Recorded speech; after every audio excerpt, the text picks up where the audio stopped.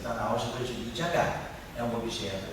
Então ele deixa isso aqui, na verdade ele faz isso aqui até desse modo. Em vez de botar aqui dxmi, eles deixam desse modo aqui. Já está implícito por isso aqui.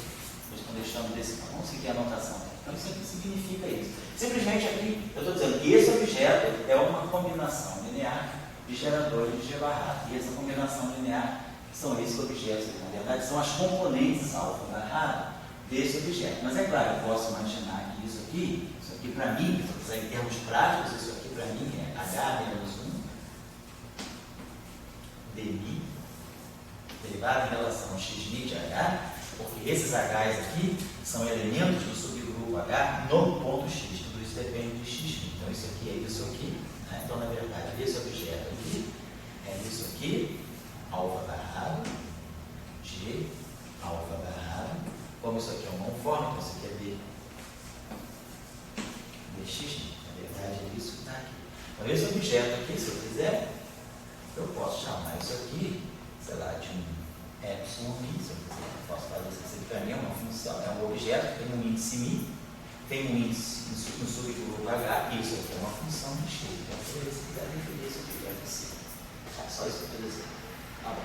Então esse objeto aqui, a gente está sabendo quem é. E esse GL, eu acho que é o que chama de representação adjunta do GL. Deixa eu ver. Isso aqui. Então, isso aqui está mudando. G menos 1.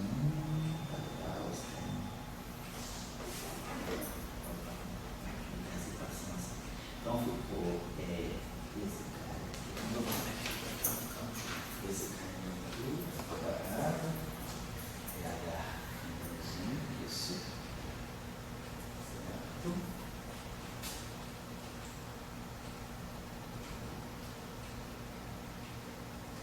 Depois a gente vai sair. Por enquanto, vamos deixar isso assim. Então, agora vamos fazer o seguinte. Então, essa expressão está escrita desse modo. Então, nós sabemos que esse objeto aqui, ele toma valores, né, em X. Então, nós sabemos que esse objeto aqui é uma expansão do tipo E alfa til, G alfa til. Então, vamos fazer o seguinte. Esse objeto aqui é G alfa til e G alfa til. Então, cada objeto desse, tá? Então, esse H menos 1 aqui, eu já sei quem é, então esse H menos 1, eu já vou escrever aqui no modo, tá?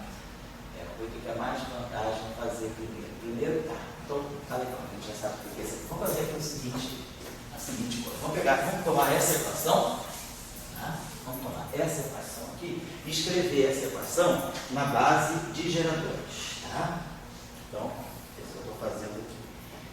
Vamos ter esse termo aqui, quebrou, então esse termo aqui, tá?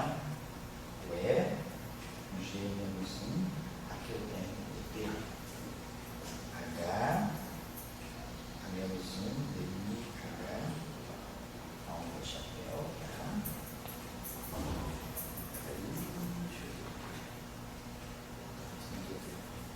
Temos o termo G menos 1, dg, eu acho que isso aqui já foi feito, tá? Vou ver aqui, já foi multiplicado.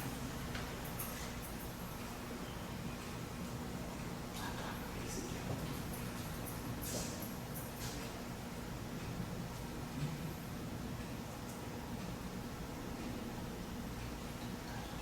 vou ver se eu tiro o gerador aqui.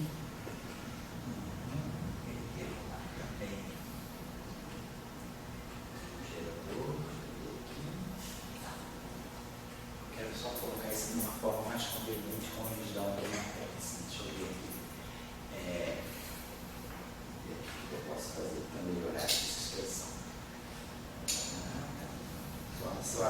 Vou abrir isso aqui, tá?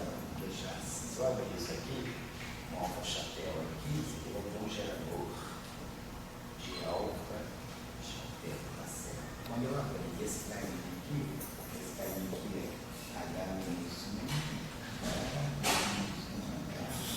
alfa chapéu.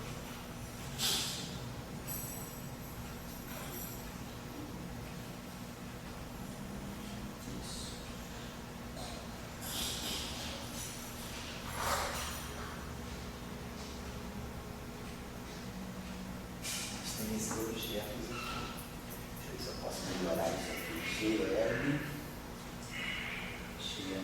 menos 1. Ah, tá certo. Tá. Ah, deixa eu ver aqui uma coisa. Esses objetos aqui estão em H. Esses objetos aqui estão em G. Isso aqui vai me dar o comutador. Isso aqui vai estar me dando o comutador de uma coisa que está em H com uma coisa que está em G. Então, o comutador de uma coisa que está em H com alguém que está em G e que me dá alguém que está em G. Tá certo? Então, esse objeto aqui, eu tenho G é menos 1, G.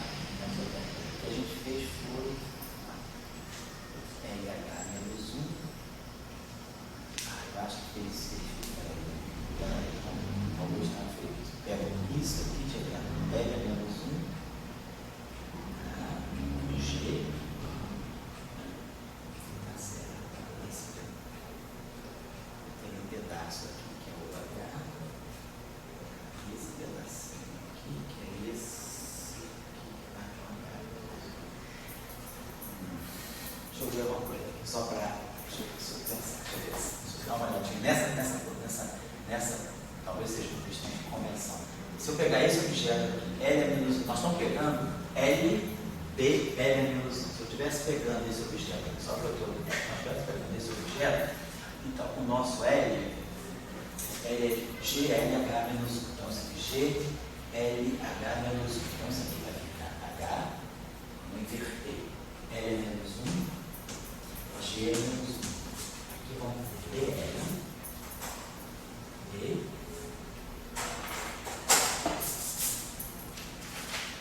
L é menos 1. O L é para nós, então o L é. Nossa, GL, H menos 1. Então L é menos 1, então L é G. L, H menos 1. Então eu estou fazendo o contrário do que eu estou fazendo lá. Agora eu estou pegando L de L é menos 1. Aqui eu estou pegando L é menos 1, DL. Lembrando que o L é isso aqui, GLH menos 1. Perfeito. Então, quando eu inverter isso aqui, então nós vamos estar com o seguinte: HL é menos 1. Isso aqui é LH a menos 1. G é menos 1, DG. Primeiro termo aqui. E LH menos 1. Aí o segundo termo. Essa derivada vai bater aqui. Então, o G menos 1 vai cancelar o outro. Vamos ter H. L é menos 1, DL. L é menos 1, DL é o nosso L. Nessa nossa definição, eu estou chegando. E aqui dá o H menos 1. E o terceiro termo vai ser essa derivada batendo aqui, nesses dois caras. Então, cancela para não ter o H e H menos 1. Então, eu estou vendo que ele gera esses três termos aqui e esse E aqui, está saindo multiplicado pela ação adjunta. Então, está certo. Então, anotação. Naquela convenção deles, esses termos estão saindo. Nas nossas convenções, certo? Esse termo aqui, qual é a diferença? Se deveria, deve ser equivalente. Deixa eu ver aqui. Então, nós vamos gerar um termo que vai ter o G, com a equação do G é menos 1. Tá certo? Então, certo? Isso é mais segurança. Quando eu defino dessa forma, L é menos 1 L, né? Quer dizer, eu tenho toda a liberdade de multiplicar a direita por qualquer H, quer dizer, não está certo. Então, dessa forma, dessa forma é que eles obtêm o vector desse modo aqui. Tá lá. O H menos 1, ele aparece sozinho. Aqui está aparecendo para nós o G. Lá, o E fica sanduichado entre dois Gs. Aqui fica sanduichado entre dois Hs. E lá, eu tenho o G menos 1. H menos o H sanduichado entre o G e o L, né? Aqui eu tenho entre o L e o H. Então agora, por que dessa forma, escolhendo essa isso aqui é mais interessante. Você tem alguma...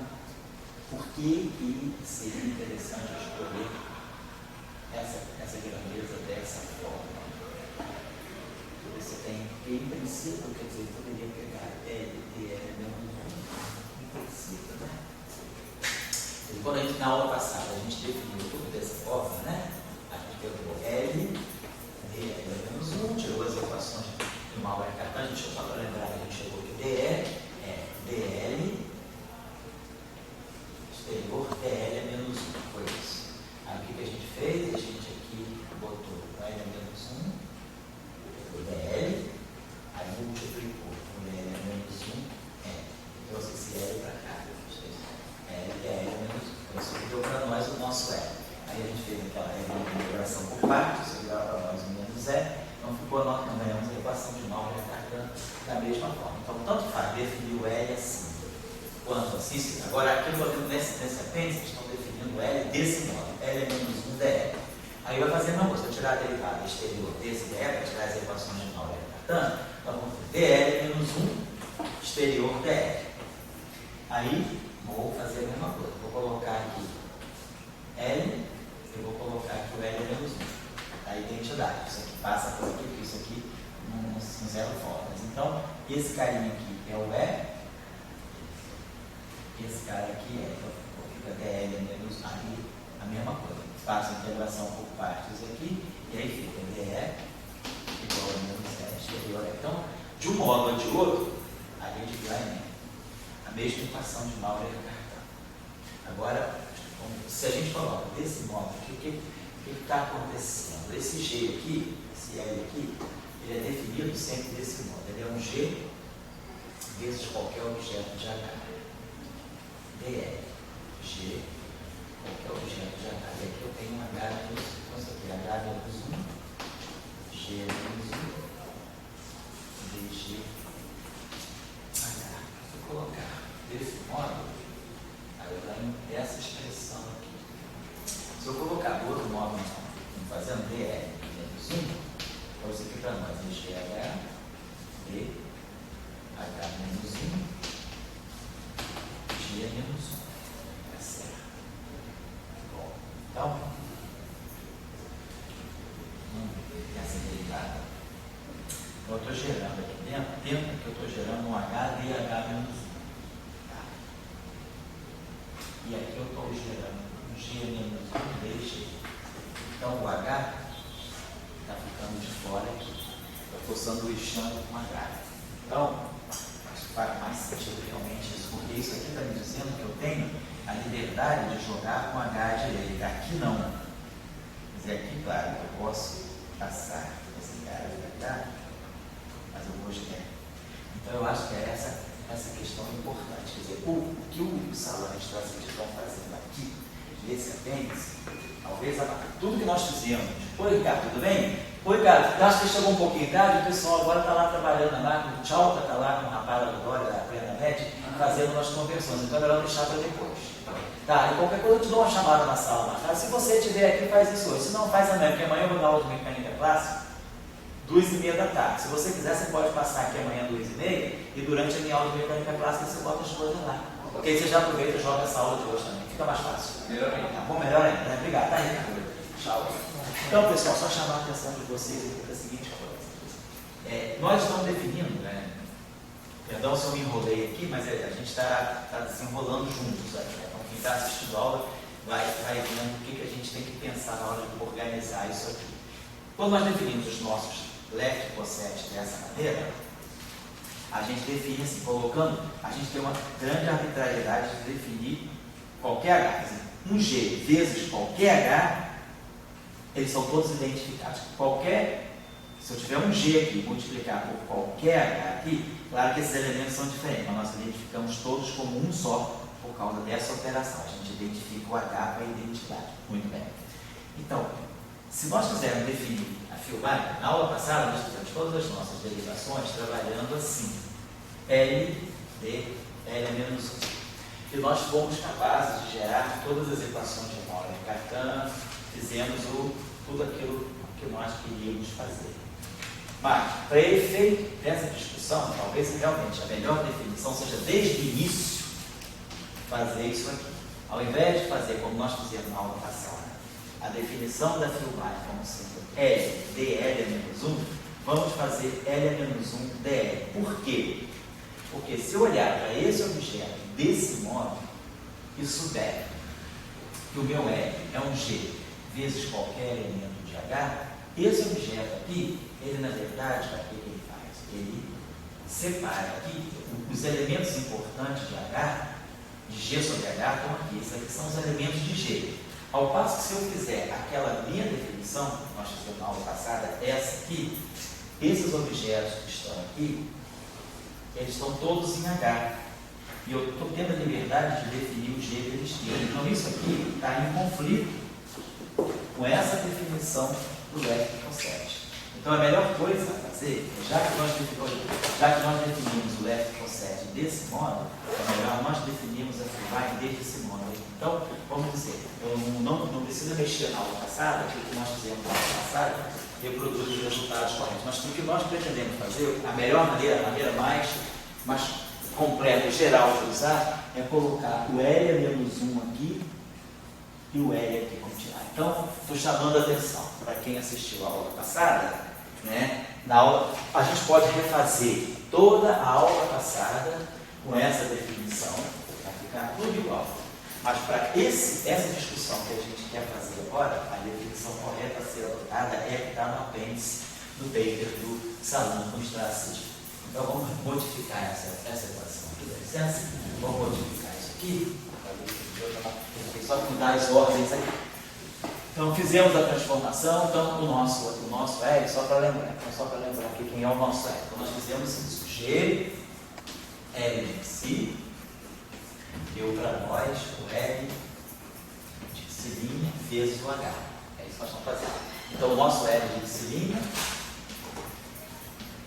é G, L de si, H a menos 1. Então vamos fazer isso aqui.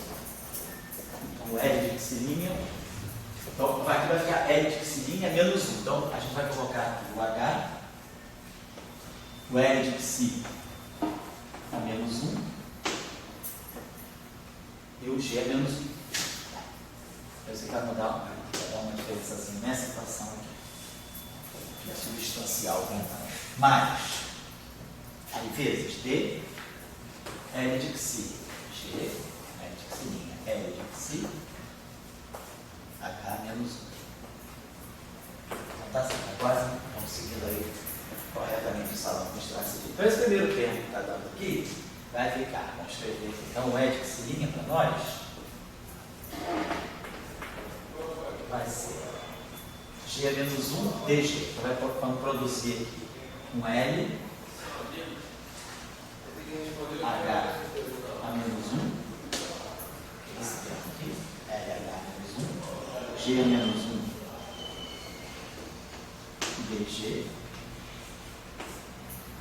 e o L, H menos 1, é menos 1, e H menos 1, menos 1, e o L, H menos 1, perfeito. Agora, o segundo termo, os L se cancelam, os G se cancelam, vai ficar H, L de si é menos 1, D, L de si, isso aqui é uma coisa só, H menos 1. H menos 1. Mais o último termo, então, que vai ficar H, D, H, a menos 1. Certo? Então, isso eu acho que é o que a gente tem que fazer para bater com o que eles estão fazendo. E entendi que a colocação deles do L menos 1 na frente é mais compatível com a definição do left-concept. direto cossético. Então, se nós estamos fazendo isso aqui, é melhor realmente definir esse line desse modo. L menos 1, DL. Vamos seguir isso aqui. Claro, deveríamos ter feito isso na aula passada, mas a aula passada, o aspecto técnico dela não muda por conta disso. Beleza, então, e na aula retrasada também, a gente sempre definiu o L menos 1 à direita, mas é melhor definir, como estamos vendo nesse aspecto em particular, que é melhor botar o L menos 1 à esquerda. Então, tudo bem, vamos deixar o L menos 1 à esquerda. Tá bom. Então, agora, vamos fazer esse objeto aqui. Então, nós sabemos, desde o início, nós sabemos que esse objeto ele toma valores na álgebra de I do G grande. Então, ele vai pegar todos aqueles índices que nós estávamos chamando de alfa chapéu. Então, nós temos aqui o seguinte: cilinha, alfa chapéu, G alfa chapéu. Tá certo? Então, esse objeto aqui é isso aqui. Esse objeto aqui, ele toma valores em G também. Então, esse objeto aqui está em G. Esse objeto aqui também está em G. Então, vamos escrever esse objeto da seguinte maneira. Deixar isso aqui assim. Vamos escrever isso aqui assim. Ó. Isso aqui é um L, H menos 1. Vou botar aqui G menos 1 aqui.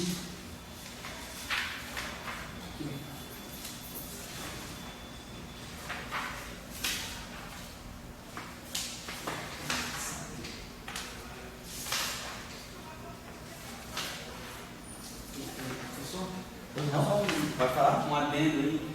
Por exemplo, está usando o primeiro livro do Ashokdad, na transformação de campo, ele define o campo e o A menos 1, que você estava fazendo antes. Isso. Ele não estava fazendo dessa maneira. Não, pode ser. Não, para definir a transformação de Gauss, você pode definir como a gente sempre faz, o campo, o A menos 1. Mas isso aqui é para definir filmar. Uma outra coisa, isso aqui não é um campo de Gauss. Isso aí não é a transformação do campo de Gauss. Na hora de fazer o campo de Gauss, justamente essa definição vai sair exatamente o que ele faz. Na hora que a gente tirar o campo de Gauss daí. Certo? Eu vou manter essa definição e manter a do Ashokdad também. Perfeito. Tá? Deixa eu olhar aqui. Definição só para eu botar 36, 37, 38, 32. Vamos aqui. Acho que isso aqui.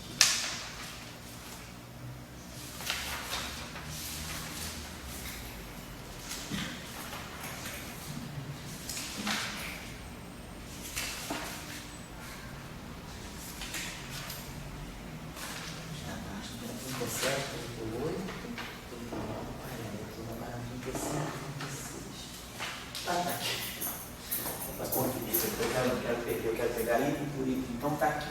A nossa transformação está aqui. Aqui vai ficar a transformação adjunta de H.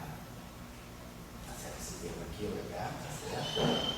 E aqui nós vamos ter o G menos 1. Aqui vai ser o termo que vai dar agora. A transformação adjunta de LH menos 1. Tá certo? G menos 1 DG.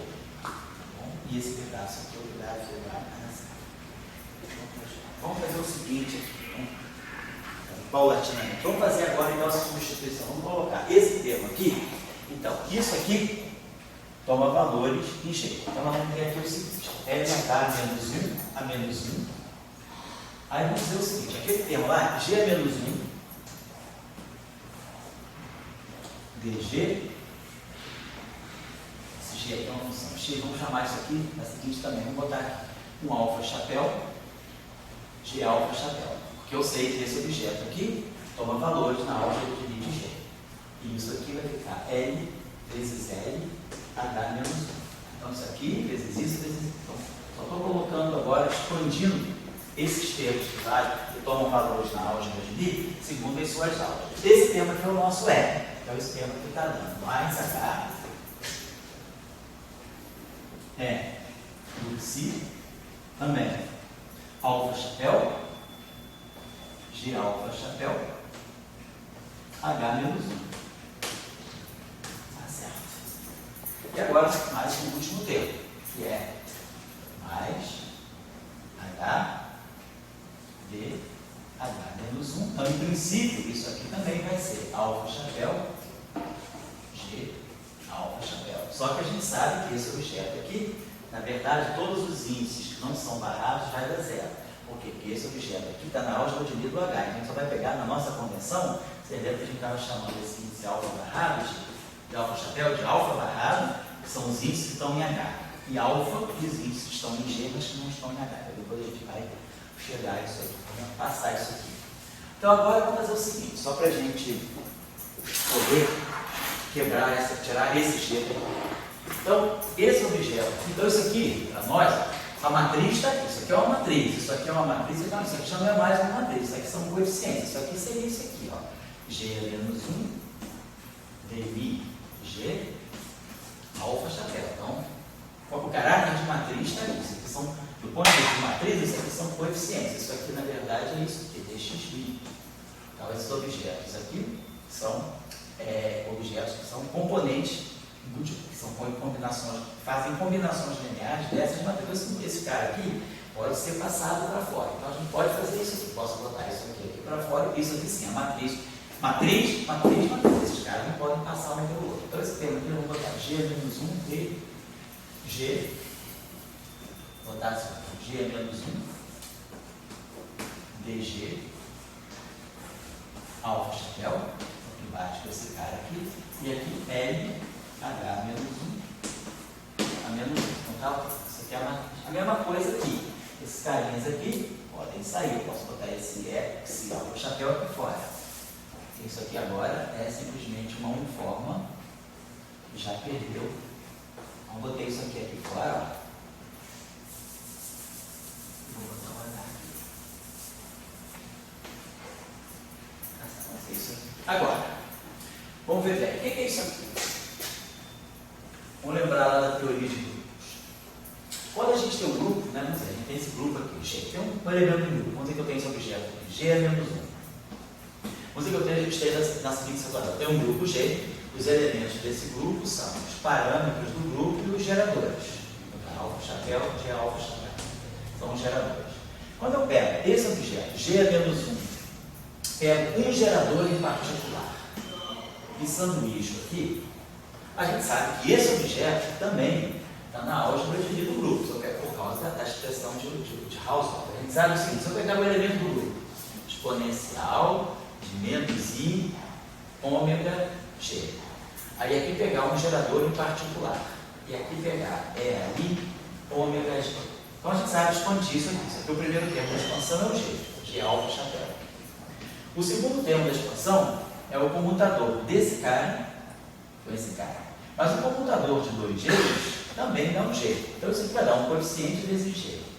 Aí quando eu pegar o outro termo, vai ser o comutador disso com o comutador disso com H, com esse G, que vai dar uma mistura de constantes de estrutura, mas vai dar um G. Então o que a gente sabe é que quando a gente pega um grupo e a gente faz esse sanduíche, faz essa transformação do grupo em cima de um gerador, essa expressão aqui vai ser uma combinação linear de geradores, ou seja, eu posso escrever isso dessa maneira. Isso aqui vai ser um D, uma matriz de alfa chapéu, beta chapéu, G, beta chapéu. Fica claro para vocês por quê? Porque esse objeto aqui, no final do dia, ele está na álgebra de Lie. Se ele está na álgebra de Lie, ele vai ter que ser uma combinação linear dos geradores, mas não necessariamente, não vai ser esse fixo. Vai ser uma combinação linear desses geradores. Então, eu tenho que ter uma combinação linear, eu tenho que ter esses coeficientes aqui. É isso aqui que nós chamamos de representação. Essa matriz aqui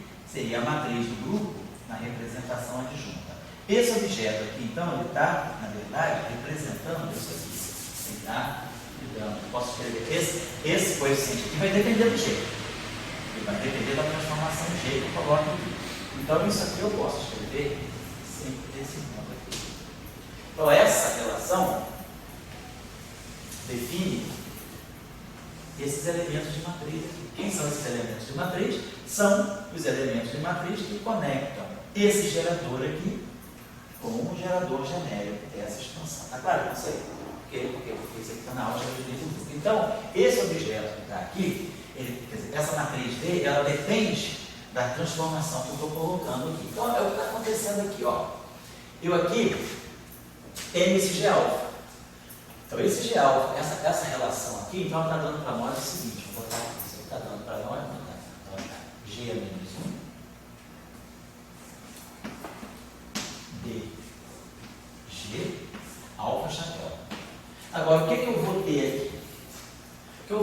aqui é uma combinação linear de geradores de G, porque isso aqui é um elemento, é um gerador de G sanduichado entre um elemento de G qualquer. Só que esse elemento de G é esse objeto aqui. Quer dizer, esse objeto aqui, ele está no grupo G, o objeto é uma matriz do grupo G. Então, o que eu vou colocar aqui vai ser isso aqui, vai ser um D, alfa chapéu, beta chapéu, e aqui um G beta chapéu, claro. Só que essa matriz D que está aqui, ela vai depender dessa matriz que está aqui, ela vai estar representando no fundo dessa matriz. Então eu vou escrever isso aqui desse modo. D alfa chapéu, beta chapéu, dependendo desse elemento, dessa matriz, LH-1, atuando em G beta chapéu. Então é esse termo aqui. Por que eu estou fazendo isso? Porque eu tenho que selecionar, eu quero expandir essa relação em geradores. Então eu vou querer tirar no final do dia, tirar todos os geradores para ganhar uma relação que me dê só isso aqui. Então eu quero explicitar os geradores, né? Então, vamos colocar isso aqui desse modo. Então isso aqui é G alfa chapéu, isso aqui é G alfa chapéu, G beta chapéu. Para poder, depois a gente normaliza a notação. Aqui é a mesma coisa, ó. Quem é esse objeto aqui? Esse objeto aqui vai estar expandindo, quer dizer, vai estar. Esse objeto aqui está em G. Esse objeto aqui está em H. Então, basicamente, o que vai aparecer. Então, quando esse objeto aqui estiver em H, vai dar um elemento em H. Quando esse objeto aqui estiver em G e esse objeto aqui está em H, um ficar fora, o H está fora. Então, quer dizer, esse objeto aqui no final também, eu posso escrever esse segundo termo aqui da seguinte maneira: mais, esse termo aqui é esse aqui. Esse termo aqui agora vai ser mais do psi alfa chapéu.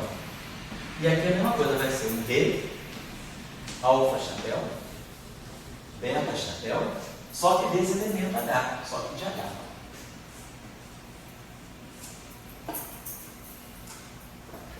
Esse objeto aqui, e expandido também em G beta chapéu. Certo? Está aqui. E agora esse último elemento que está aqui, que é H. Então esse objeto aqui, H, aqui eu não tenho mais isso, eu não tenho gerador sanduichado. Isso aqui é H, D, H-1, alfa chapéu, G alfa chapéu. Certo? Tá claro para vocês? Eu sei? Tá? Então, isso, sempre que eu tiver um gerador sanduichado entre dois elementos do grupo, isso aqui vai dar sempre uma matriz que vai servir de coeficiente para a expansão em torno dos geradores do grupo. Então, esses são elementos de matriz. Então, esses elementos de matriz aqui é que nós chamamos de elementos, né, de matriz da representação adjunta desse objeto aqui. Por quê? Porque ele está atuando adjuntamente em H. Quando tem operador, objeto, operador é -1, isso é uma atuação adjunta. Então, essa é a chamada representação adjunta. Então, com isso, a gente pode chamasse isso aqui de beta chapéu, poder fatorar no final do dia, né? Então eu tenho esse G beta chapéu, G beta chapéu, G beta chapéu, e eu também chamo de G beta chapéu. Por quê? Porque nós sabemos que esses geradores são independentes. Então, com isso agora, eu obtenho essa equação de latência deles, que é justamente o E beta chapéu do psininho. Então eu posso tirar isso aqui. Vai separar essa confusão. Vai ser esse objeto aqui, é o E, esse objeto aqui, sem psi, sem o G, certo? Vai ser esse objeto aqui sem o G, e esse objeto aqui sem o G. Então, isso aí. Então, vamos escrever essa equação. Então, essa equação dele deu para nós isso aqui.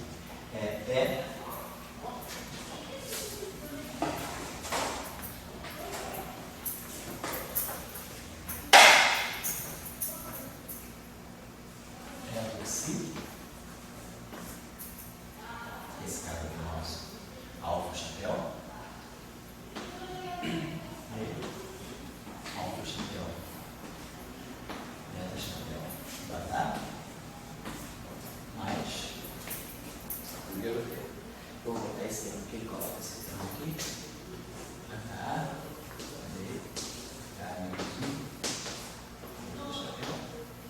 E aí mais um último tempo, que é esse tempo aqui. G1.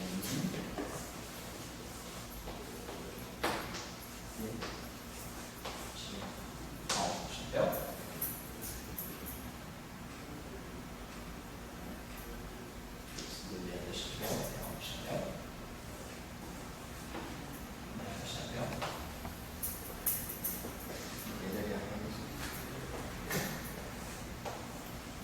Lembrando que esses L's que estão aqui do lado direito, esse L aqui é um L de psi, tá bom? Lembrando que do lado direito é tudo psi. O psi está do lado esquerdo. Então é o que dá então a chamada transformação da figura. Então lembrando, então, nós estamos fazendo um ajuste aqui. Tá? Estamos chamando esse objeto aqui. Então agora o que a gente pode fazer é expandir essa equação, né, Aleja? A gente pode agora expandir essa equação em termos, né, das componentes dela. Então, vamos pegar essa equação no setor H, beta barrado. Então, nós vamos ter o seguinte, F, cilinha, beta barrado. Bom, se você agora chamar isso aqui de alfa, chamar isso aqui de beta, alfa. Chamar isso aqui de alfa. O índice livre alfa e o índice saturado de beta.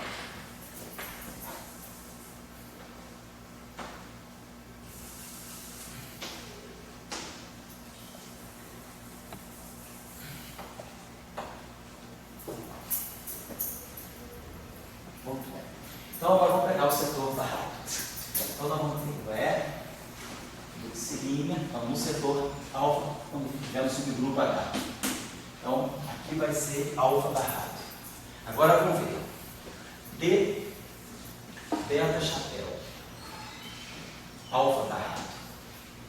Então, alfa barrado. Se aqui está barrado, então esse D aqui, ele está representando, né, o elemento de H. Mas o que eu estou fazendo aqui? Nós estamos lembrando que esse D aqui, ele é H, a menos 1, nós estamos vendo bem, G, beta chapéu, H.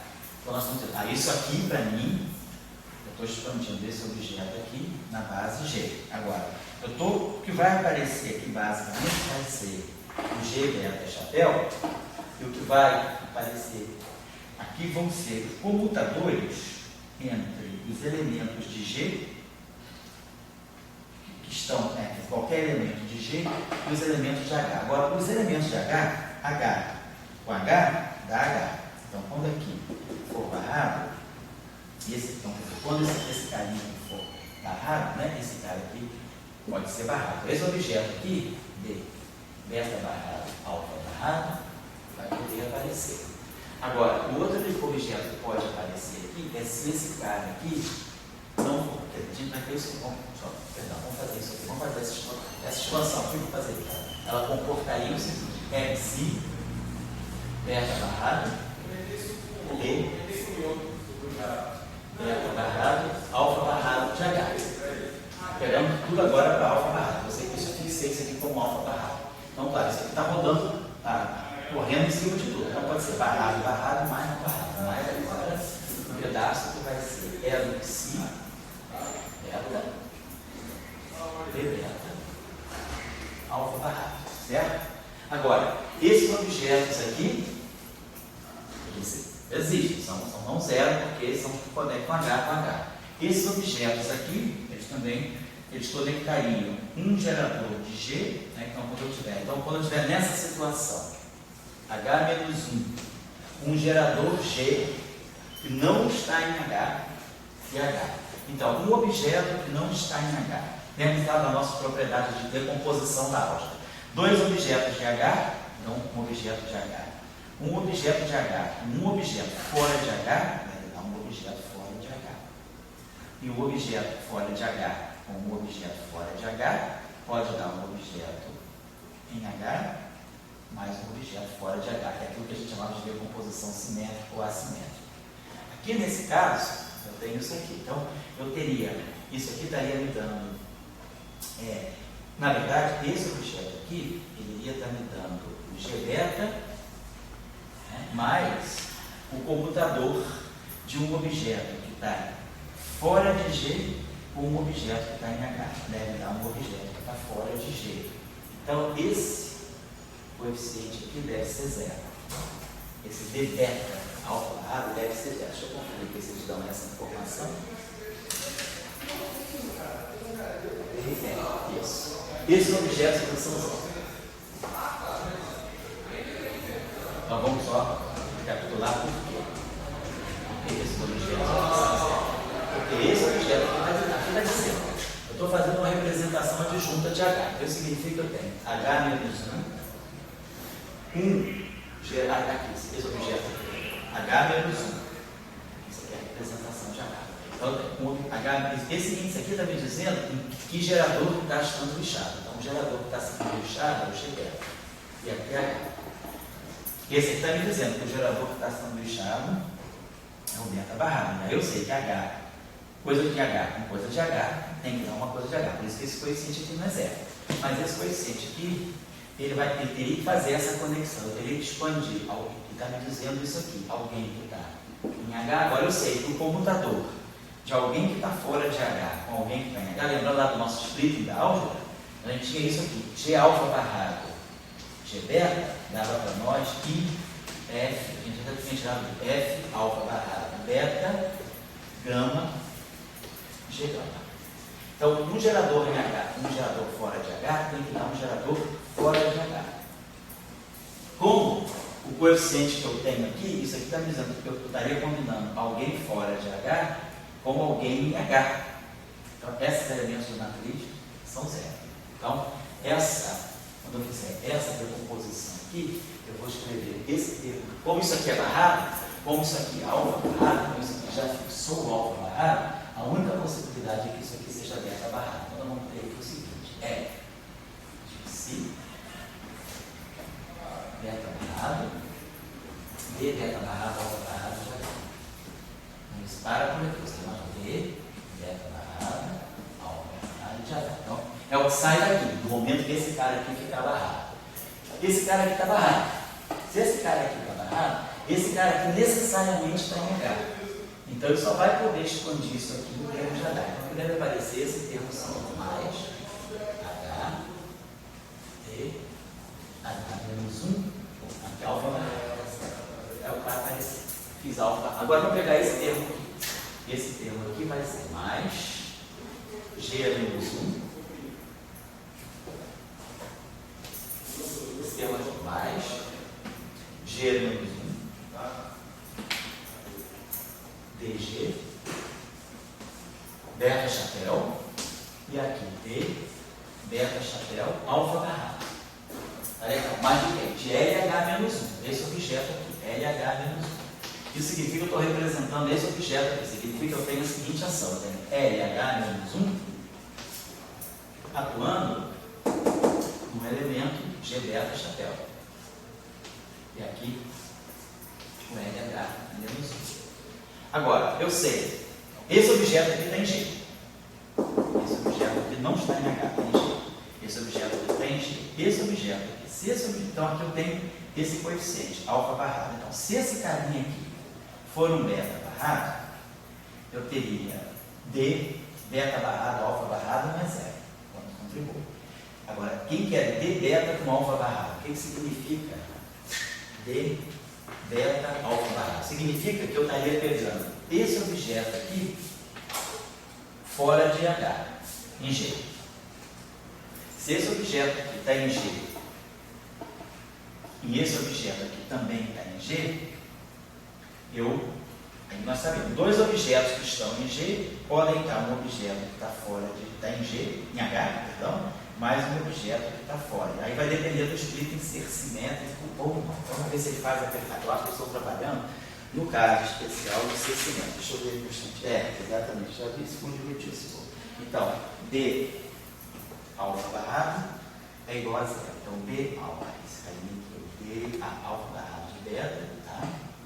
Esse cara aqui, em princípio, então, a relação dele está dando esse termo aqui, o barrado, é beta barrado, D beta barrado, alfa barrado de H, mais esse carinha aqui, mais esse carinha aqui, G beta chapéu, alfa barra LH unidade. Então ele deixou isso aqui em geral.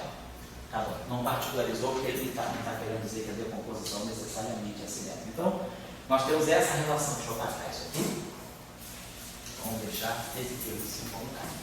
Então, essa transformação, então, estão lembrados que essas turbines que estão aqui, numa certa escolha de torção, né, ela era a chamada conexão H. Mas é uma baixa turbine. Então, esse objeto aqui, essas componentes de turbine aqui, elas têm essa lei de transformação. Vamos colocar assim. Esse objeto aqui, vamos deixar como está. Porque dependendo do tipo de decomposição, ser simétrico ou não simétrico, esse termo aqui vai ter contribuição no setor beta. Então, vamos deixar isso aqui fechado. Então, é o que sai daquela equação quando eu particularizar alfa chapéu para alfa barra. Vamos agora dizer que eu vou pegar os alfa chapéu fora do H. Então, aqui vai ser alfa. Então, agora isso aqui vai ser alfa. Isso aqui vai ser alfa. Fora do H.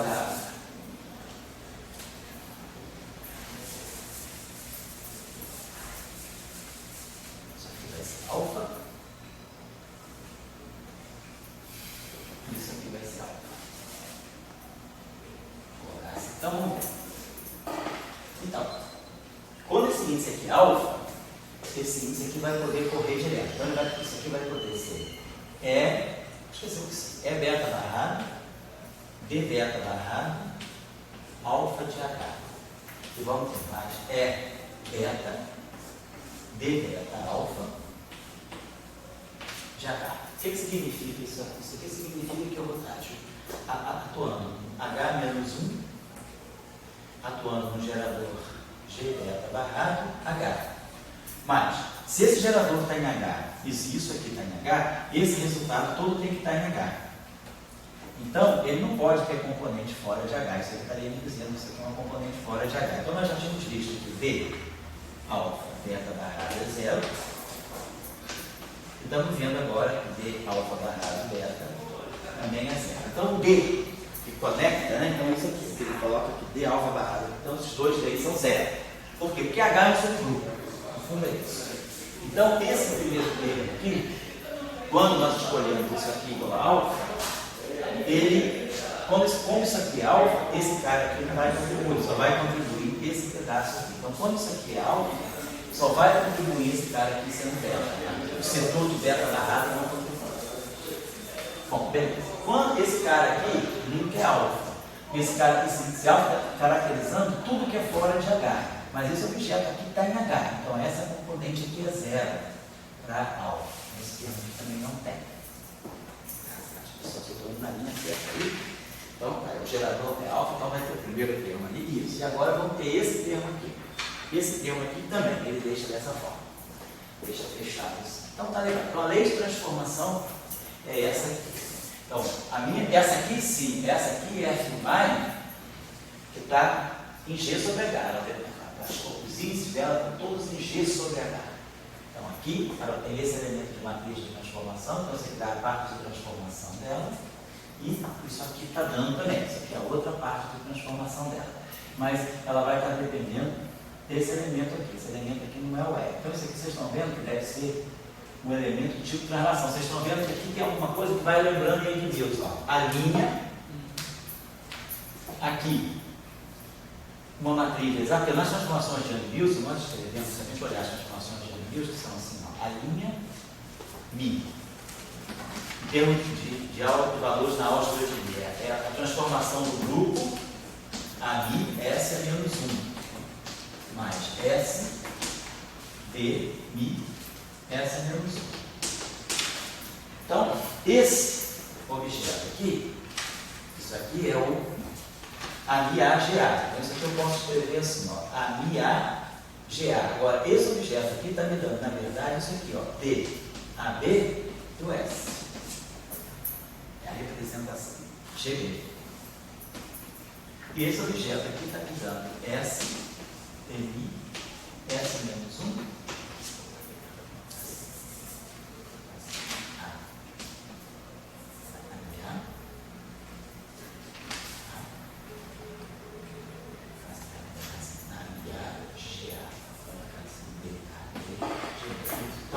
transformado. Então, a gente está vendo que essa transformação aqui, ela vai levar a gente a algo desse tipo. Ó. Essa parte aqui, a transformação do campo de gauge. Isso aqui, esse D, que é a representação de junta, ele está fazendo exatamente esse papel aqui. O que é o D? O D significa que eu tenho grupo, objeto, grupo. Então, isso aqui significa que eu tenho grupo, objeto, grupo. Então, está nessa estrutura. E esse pedaço aqui seria justamente esse pedaço aqui, claro, ao menos dessa matriz. Então, a gente já está vendo que isso aí, a ação, né, quer dizer, a transformação de coordenadas do espaço interno, de G sobre H, ela já tem um caráter que se assemelha a uma transformação de APB. Mas ainda é cedo para dizer isso, eu estou só dizendo que a coisa já está nascendo aí. A esse ponto, a gente já começa a identificar uma estrutura de Young-Mills aqui. Vamos passando aqui. Vamos falar. Então, agora, nós separamos, então, eu vou andar um pouquinho só, vou tomar 15 minutos dessa aula de vocês, 6h20, 4h20. Então, 6h15, eu acho. Então, esse pedacinho, então a gente viu o seguinte, nós vimos essas duas leis de transformação. Eu vou até colocar aqui o quadro, só para fechar, para a gente ficar, para quem não está copiando, poder seguir melhor. Então, deixa eu conduzir o que nós fizemos aqui. A lei de transformação da Filbay, ela se decompõe em duas partes. A parte que vai ser essa aqui, então vamos lá. Alfa narrado, sininho. Está para nós aqui esse cara assim. Beta narrado, si, e ação adjunta, B, beta narrado, alfa narrado, de H. Mais. H. H-1, alfa narrado. Vai. G-1.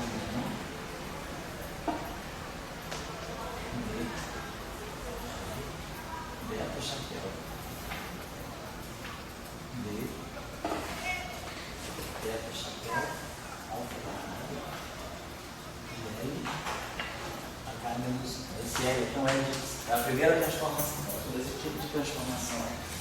E aí aqui, vamos ter alfa de C. Essas aqui são os que mais interessam a gente, que são as tribais que estão no componente de G sobre H.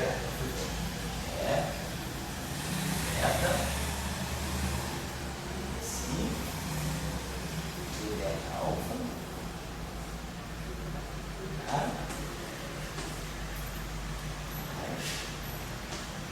G-1,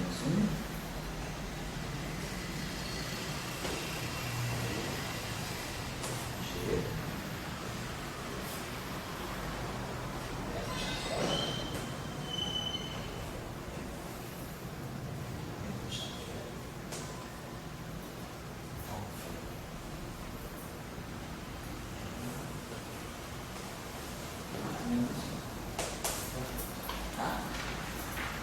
agora, cada objeto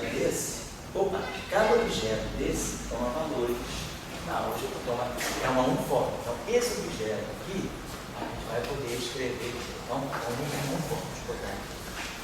Então, a gente agora vai ter que usar essa decomposição. Vamos agora expressar esses objetos como forma. Então, eles vão ter componentes ao longo das diferenciais das coordenadas. As nossas coordenadas são 3xi e o d, y. Então, é a próxima parte, né, da discussão. É associar cada elemento desse a uma forma. Então, esse objeto aqui é uma uniforme, né? Então, vou colocar aqui os componentes para poder compor esse objeto assim. Então, vamos fazer isso aqui. Então, pois vai, fala aí. Desculpa, aula não ia 2 horas. 2,5. Você quer que eu faça? 2,5. 2,5 só pode vir. Pronto? Então tá. Eu vejo. Você também vem, né? Então,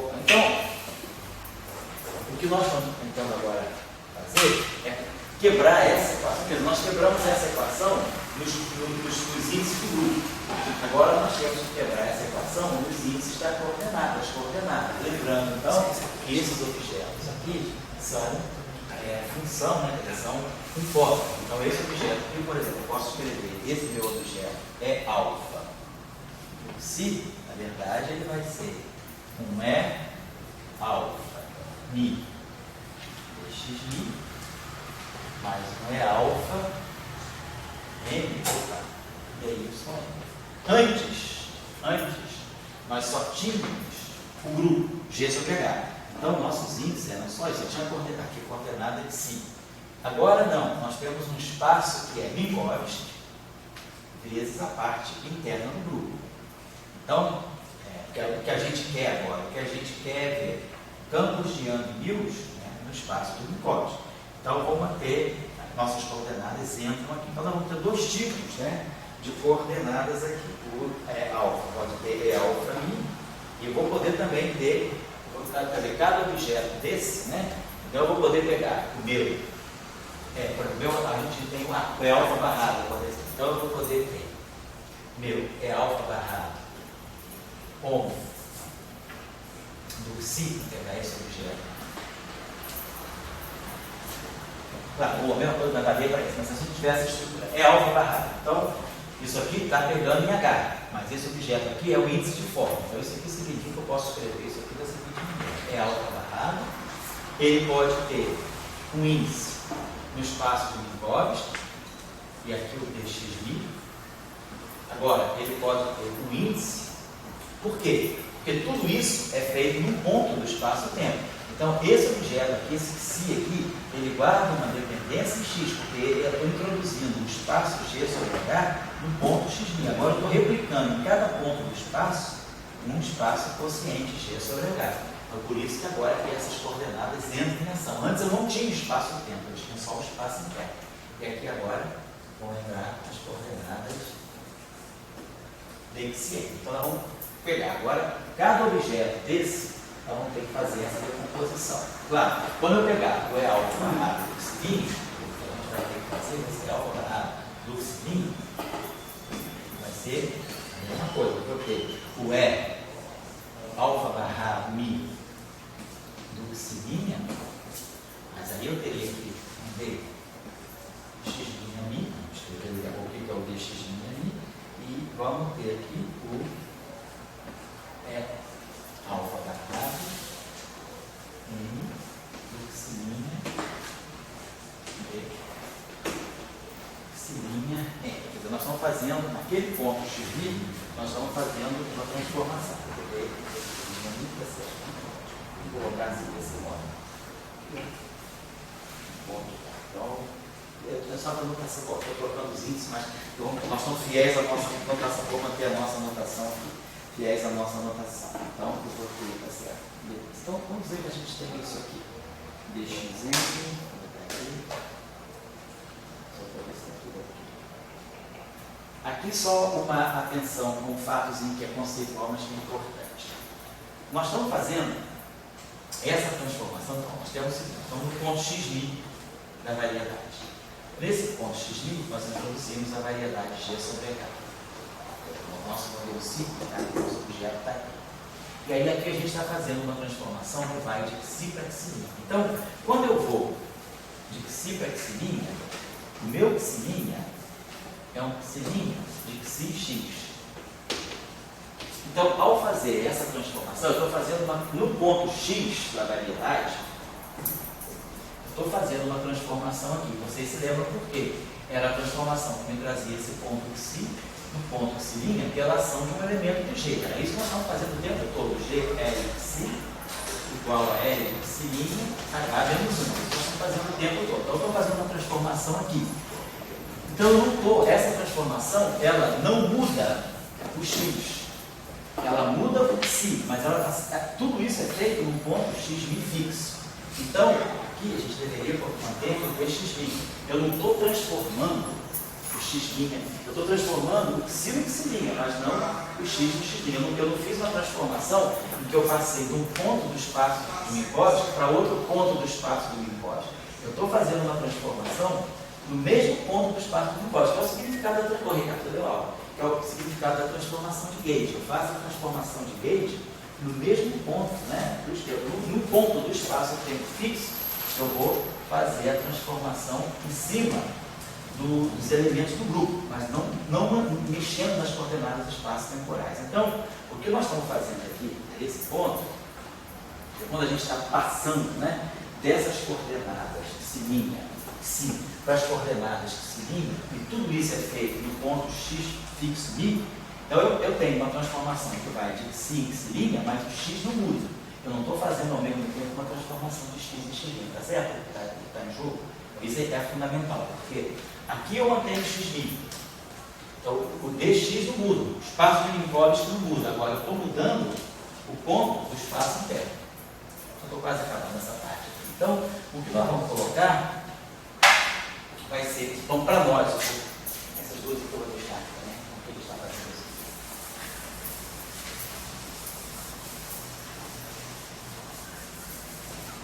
Então, vamos colocar o seguinte: então, para nós, a transformação, vamos dizer, nós vamos fazer essa transformação de psi' m, né?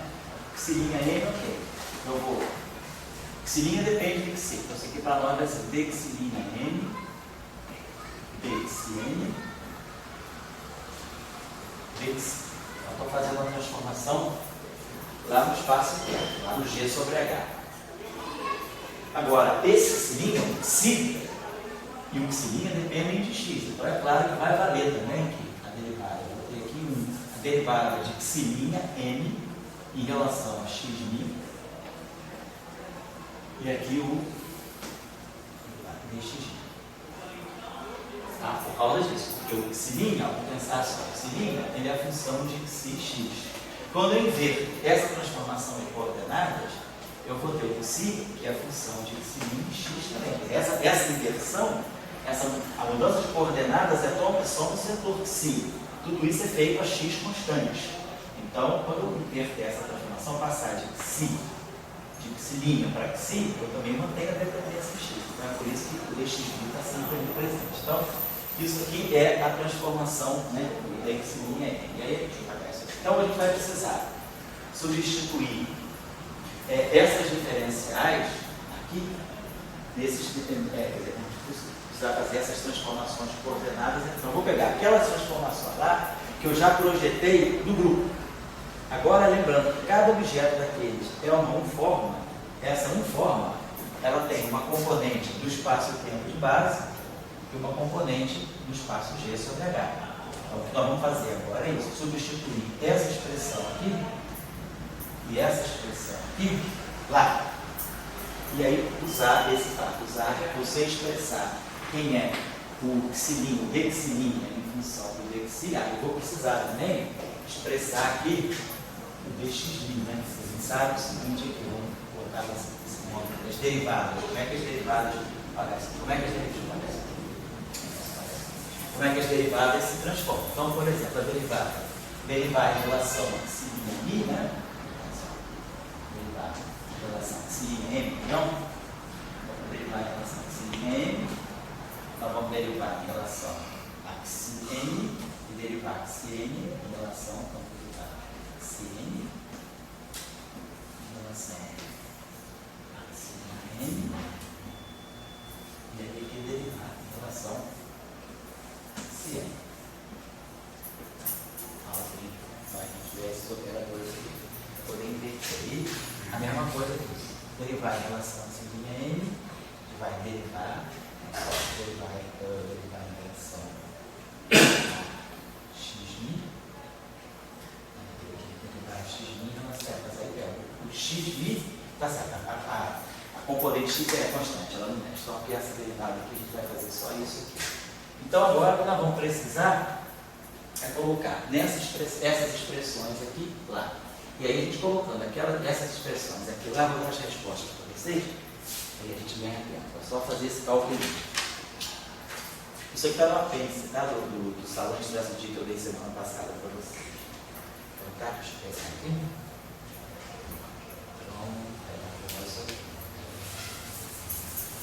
Então, Então vamos usar essas transformações aqui. Então agora a gente projeta aquilo ali nas formas, né? Nas componentes das formas e joga tudo nessa equação para tirar. A gente vai tirar 4 equações aqui. Equações que a gente vai tirar aqui são as seguintes. Então vamos ver. O E é o que mais interessa a gente, né? O E alfa N de cilindro. Então, quer dizer, a variação da Filmai do espaço G sobre H. Então isso aqui vai dar para nós DYM N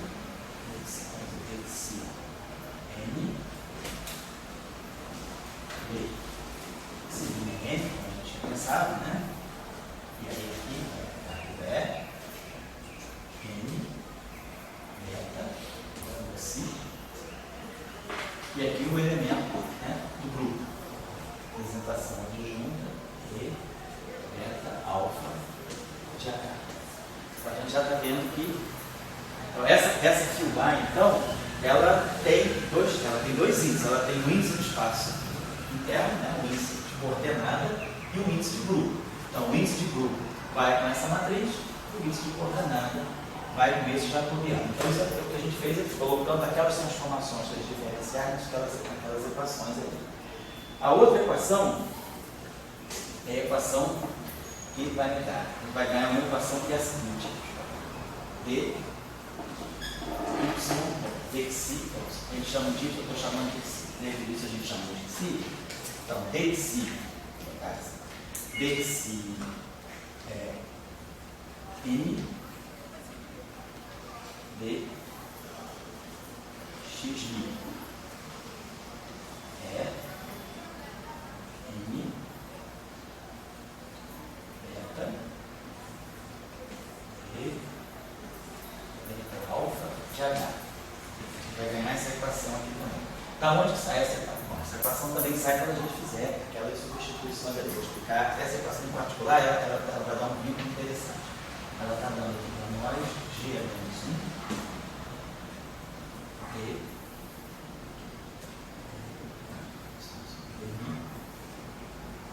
G. Lembrando que o elemento do grupo G ele depende de x μ, então ele aparece menos x μ, certo? Aqui aparece chapéu, todo o índice do grupo G, debeta chapéu, alfa, L, 5H menos 6. Então, o índice dessa equação é o índice líquido dessa equação, é o índice alfa, tá certo? Isso aqui igual a zero. Então, vai não ganhar essa equação igual a zero. Então, onde é que vai sair essa equação igual a zero? Essa equação aqui igual a zero vai sair quando eu expandir isso aqui em dxm, expandir em dxi e dxi'. E aí aqui tudo isso eu vou expandir, e aí eu vou coletar os coeficientes do y, do xi, e os coeficientes do dx. Então, vai sair uma equação daqui que não vai ter dx, que vai ser isso aqui. Essa equação aqui vai me dar um modo depois de eu arrumar uma expressão para isso aqui. Então, essa equação vai ser importante posteriormente. Aí a outra equação vão sair daqui. Então, esse aqui, essas duas saíram daqui. Essas duas equações saíram quando eu projetei isso aqui no espaço de formas. Agora, projetando isso aqui nas componentes de forma, essa equação também vai dar origem a duas equações. Uma parte em dxm e uma parte em dy, em dxn. Então, as duas equações que vão sair daquela primeira, eu estou colocando aqui para ficar. Vai sair, não é? Mi, alfa barrado, dxi',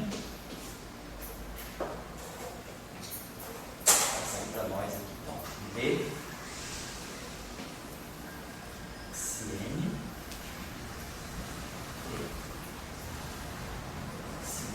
M, dx.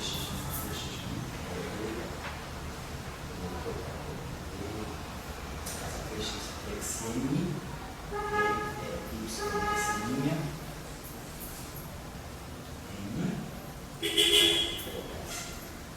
eu estou com uns índices diferentes por causa dele, então estou só acertando para ficar compatível com a nossa notação. E aí aqui nós vamos ter um N, beta errado, duxi. E a representação adjunta de H. Vai dar um Hzinho. Assim.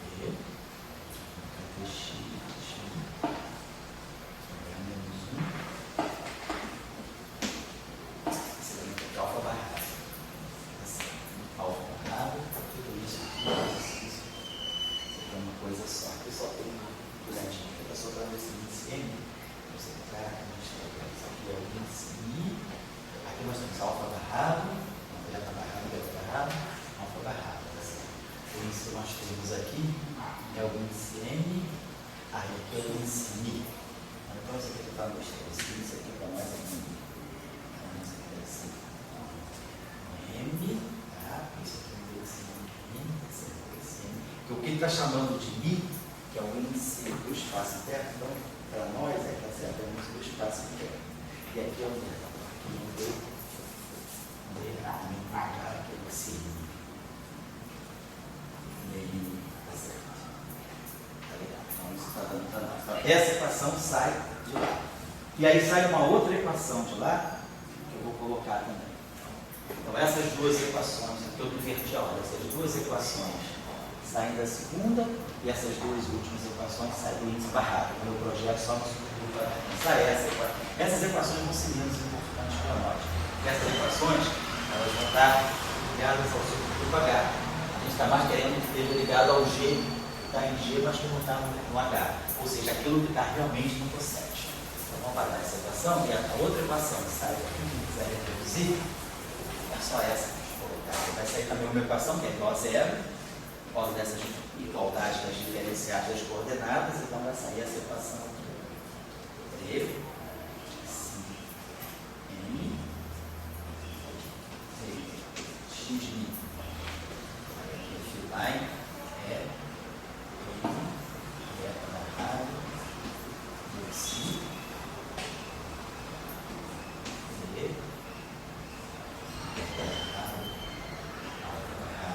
tá? Essa equação até tem índice livre, alfa barrado, mais H, E,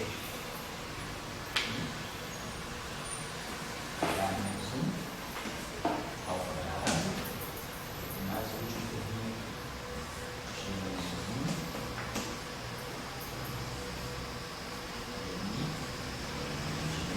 1, delta chapéu, pega o grupo todo, delta chapéu, alfa barrado, L, H menos 1. Então sai essa equação também.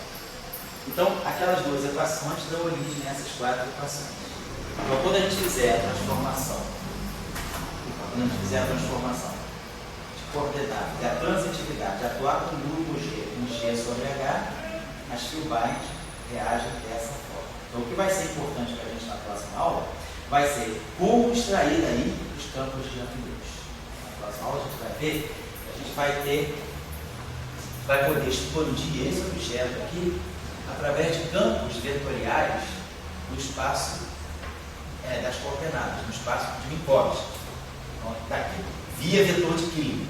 Então, o vetor de Killing vai permitir dessa equação aqui vai sair para nós a transformação de Gauss dos campos de Young-Mills. Então, os campos de Young-Mills estão presos lá dentro, não, a gente pode ter campos de Young-Mills lá dentro, e aí essa transformação é que vai gerar, na verdade, para os campos de Young-Mills em 4 dimensões, as transformações de Gauss. Tá? Então, essa que é a moral da história que a gente está querendo fazer.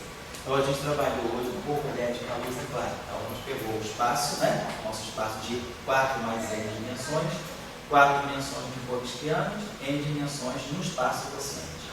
E aí o que a gente está vendo é que a geometria do espaço quociente, ela me permite ler grupos de Young-Mills em 4 dimensões. Então, hoje a gente só chegou nas transformações. Então, quando eu faço uma transformação na variedade, no espaço interno, nas n dimensões compactas, eu faço o que é uma transformação de isomorfismo, nesse espaço em termos de n dimensões compactas, né, eu mantenho uma ligação com o espaço de coordenada através desses objetos aqui.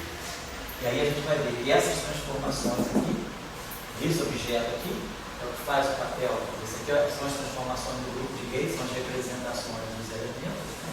E a gente vai poder expandir esses objetos aqui em termos de campos de amor. Vamos ver depois como é que isso aqui funciona. Essas 4 equações que a gente escreveu, elas vão se iterar para dar isso aí. Então, a próxima aula acho que a gente termina nessa discussão. Que aí é como essa é a ideia de como no mecanismo, como numa compactificação tipo Kaluza-Klein, a gente pode gerar campo de Gate. Essa aqui, o que a gente está aprendendo nesse exercício dessa aula de hoje, é como, por que o formalismo, claro, na formulação original de Kaluza-Klein não foi isso que foi feito, ele trabalhava em 5 dimensões. Mas depois, quando se passou, se estendeu na década de 70 com a supergravidade estendidas e tudo, aquela atividade que se chamava Kaluza-Klein supergrávida da década de 70, aqui de 78, o primeiro trabalho do Kremer e do Scherk, eles mostraram que podia-se fazer a versão não abeliana do trabalho da Kaluza-Klein, e aí a versão não abeliana ela levava, né, a esse mecanismo chamado compactificação espontânea. Agora, nesse trabalho dessa lâmina de Strassburg, é que isso fica mais arrumadinho. No trabalho do Kremer e Scherk, o que eles fazem é muito dependente do modelo específico de Lagrangiano. Aqui não, Salan de faz.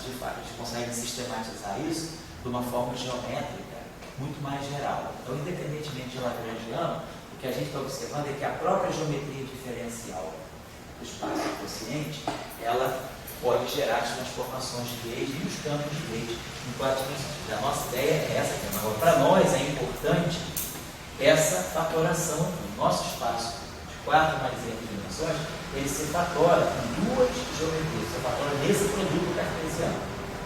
Aqui estão as n dimensões e aqui estão as 4 dimensões. Para nós, o que é importante é chegar a isso. A gente parte disso. No trabalho do Salan e Strassburg, eles partem que isso foi possível. Porque o importante do trabalho do Kremer e Scherk de 78 é eles fornecem uma ação, um modelo em 4 mais n dimensões, mostrando por que isso é factível. Eles dão exemplos explícitos de como chegar a isso através desse mecanismo da chamada compactificação espontânea, que não é a mesma coisa que o original de Kaluza-Klein. O trabalho original de Kaluza-Klein, eles fazem um ansatz, uma premissa sobre a métrica. No trabalho do Kremer, Scherk e Juliá, eles já não fazem isso. Eles mostram que aquela premissa de Kaluza-Klein, ela pode ser obtida naturalmente pelas equações de movimento. E aí a geometria se fatorando assim, a gente ganha toda essa discussão, certo? Então na próxima aula a gente vai trazer, deixa eu ver se aqui no Salan e no Strassburg, eles dão a referência desses trabalhos originais de compactificação espontânea. Eu acho que eles dão aqui, deixa eu ver aqui, é o trabalho, o Scherk eu acho que esse trabalho aqui que é o trabalho quente, é esse aqui, é o Kremer e Scherk, esse Nuclear Physics de 70. Deixa eu ver se é esse primeiro.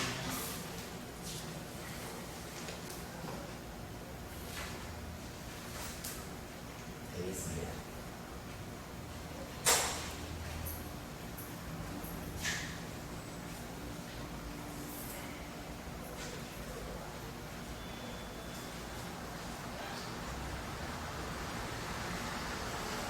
Referência que traz. Então, esse trabalho que seria interessante você dar, quem quiser dar uma olhada, né, na ideia fundamental do mecanismo de compactificação espontânea. Então, o primeiro trabalho que apareceu na década de 70 sobre compactificação espontânea. Esse trabalho do Salan e Strassburg é de 82. Então, ele já reúne, né? Ele já junta todo um desenvolvimento que foi feito a partir desse trabalho do Kremer e do Scherk, compactificação espontânea. Então, a compactificação espontânea, no mesmo sentido da quebra espontânea da simetria. Espontânea no sentido de que são as equações de campo que me dão como solução um espaço interno compacto. Então, não é uma imposição que a Kaluza-Klein impõe isso como um ansatz na métrica. No trabalho do Kremer e do Scherk, não. Eles mostram que isso é obtido através de uma de uma formulação, de uma ação com certos campos acoplados com a gravitação. Então, esse trabalho do Kramer e do Schaefer,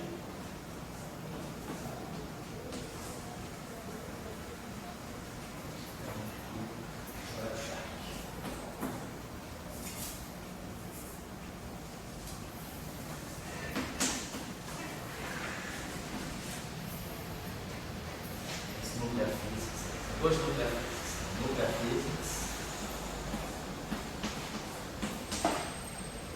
descem 3,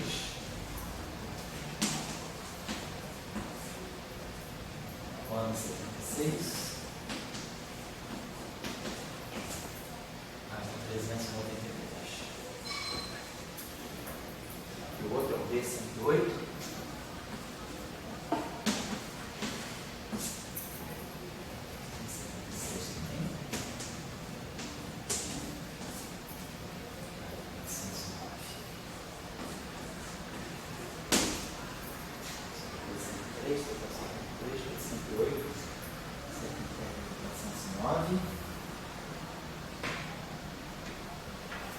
Depois, nesse trabalho aqui,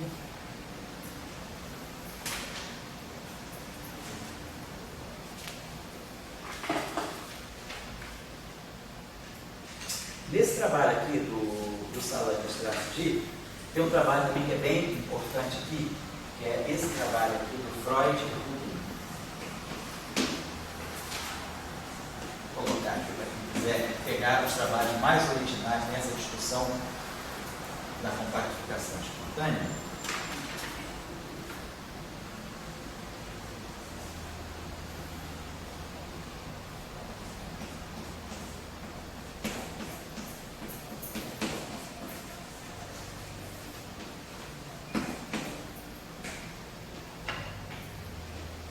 Eu vou dizer por que esse trabalho aqui não está citado, porque nessa época que esse trabalho do Salão de Estratégia foi escrito, que foi final de 81, esse trabalho ainda não estava publicado, ainda estava sob forma de pré-print. Ele era um pré-print lá de Chicago. Então a referência aqui, vocês podem levantar isso lá pelo inspirerec.net, vocês podem levantar talvez pelo nome do Rubin, que tem menos trabalho do que o Freud tem muito trabalho. Procurem lá Rubin, MA 1980, e vocês vão ver um trabalho que fala de compactificação espontânea. Esse trabalho aí, nesse trabalho eles desenvolvem o chamado famoso ansatz de Freud e Rubin. Esse ansatz de Freud e Rubin é um ansatz ligado à compactificação espontânea também. Que vai na direção do trabalho do Schaefer e do Kramer. Certo? Então, não estou trabalhando com vocês explicitamente o mecanismo de compactificação